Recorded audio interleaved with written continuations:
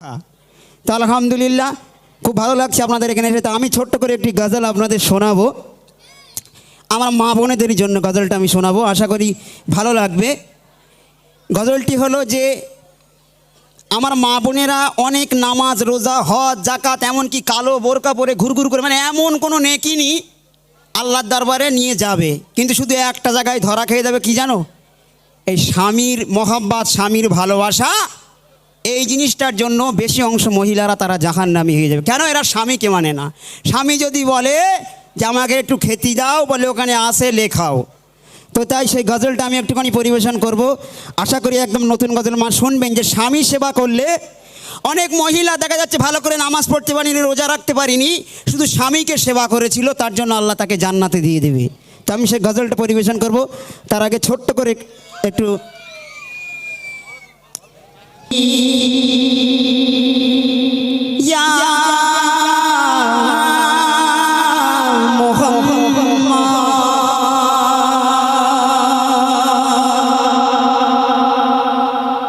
कुर्बान मेरी जान मोहम्मद के नाम पर मरता है मुसलमान,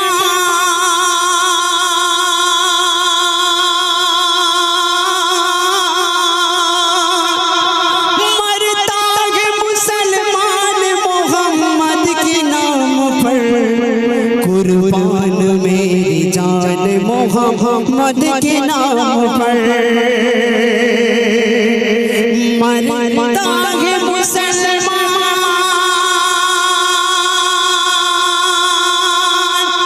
मरता है मुसलमान मोहम्मद के नाम पर।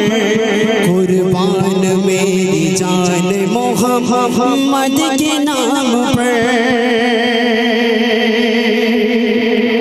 ছোট্ট করে একটু শোনালাম। চলো যে গজলটা আমি পরিবেশন করবো বলছি, আমার মা বোনেদের বলবো একটু ধৈর্য ধরে গজলটা শুনবেন, আশা করি ভালো লাগবে। মা বোনেদের গো, মা বোনেদের বলছি মা গো তোমরা শোনো না, মা বোনেদের বলছি মা গো তোমরা শোনো না। স্বামীর মনে আঘাত দিলে জান্নাত পাবে না, স্বামীর মনে আঘাত দিলে জান্নাত পাবে না। মা বোনেদের গো, মা বোনেদের বলছি মা গো তোমরা শোনো না, মা বোনেদের বলছি মা গো তোমরা শোনো না। স্বামীর মনে আঘাত দিলে জান্নাত পাবে না, স্বামীর মনে আঘাত দিলে জান্নাত পাবে না। আমরা সবাই জানি নাম্বার ওয়ান কাফের, যার নাম ফিরাউন, কিন্তু আসিয়ার জীবনী খুললে পাওয়া যায় তিনি তার জীবনে ওই অত কঠোর স্বামী ছিল, তবু স্বামীর জন্য কোনোদিন বদদোয়া করেনি। তাই কবি কি বলছে?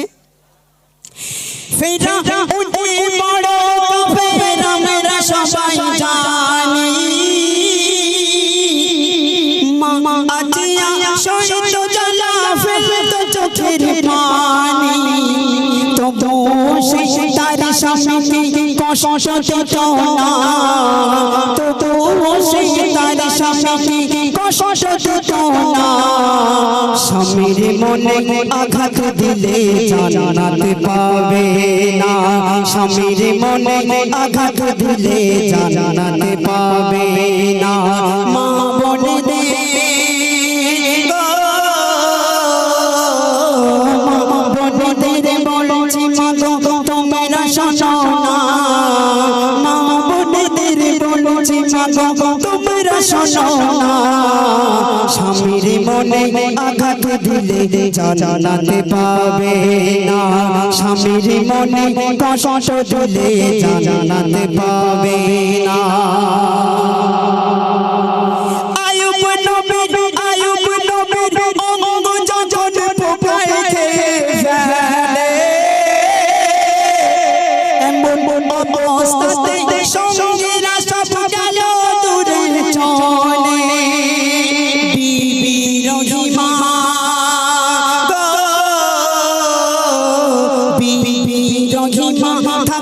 সে পাই কোথাও গেল না বিরোহী মা থাকলো সে পাই কোথাও গেল না স্বামীর মনে আঘাত দিলে জান্নাতে পাবে না স্বামীর মনে আঘাত দিলে জান্নাতে পাবে না মা বোনেদের বলছি মাগো তোমরা শোনো না মা বোনেদের বলছি মাগো তোমরা শোনো না স্বামীর মনে আঘাত দিলে জান্নাতে পাবে না স্বামীর মনে আঘাত দিলে জান্নাতে পাবে না।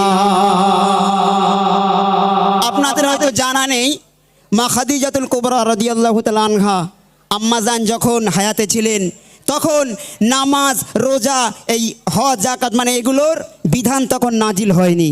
তাহলে সেই মা খাদিজাকে আল্লাহ সালাম দিয়েছিল, হাদিস শরীফ গবেষণা করলে আপনি পাবেন।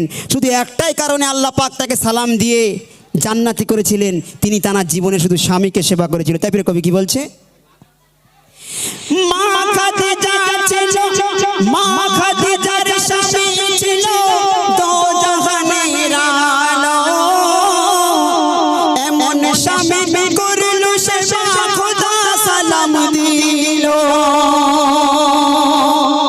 যে গুহায় খাবার পৌঁছাতো তার রাস্তা ছিল না যে গুহায় খাবার পৌঁছাতো তার রাস্তা ছিল না স্বামীর মনে আঘাত দিলে জান্নাতে পাবে না স্বামীর মনে আঘাত দিলে জান্নাতে পাবে না মা বোনেদের মা বোনেদের বলছি মাগো তোমরা শোনো না মা বোনেদের বলছি মাগো তোমরা শোনো না স্বামীর মনে আঘাত দিলে জান্নাতে পাবে না স্বামীর মনে আঘাত দিলে জান্নাতে পাবে না। এক নারী রামন নামায়নে নেকির পাহাড় ছিল তার একটাই পাপ স্বামীর নাফরমানি করেছিল বলে আজ ভুল বলে আজ ভুল তার কোনো আমল কাজে আসলো না বলে আজ ভুল তার কোনো আমল কাজে আসলো না স্বামীর মনে আঘাত দিলে জান্নাতে পাবে না স্বামীর মনে আঘাত দিলে জান্নাতে পাবে না মা বোনেদের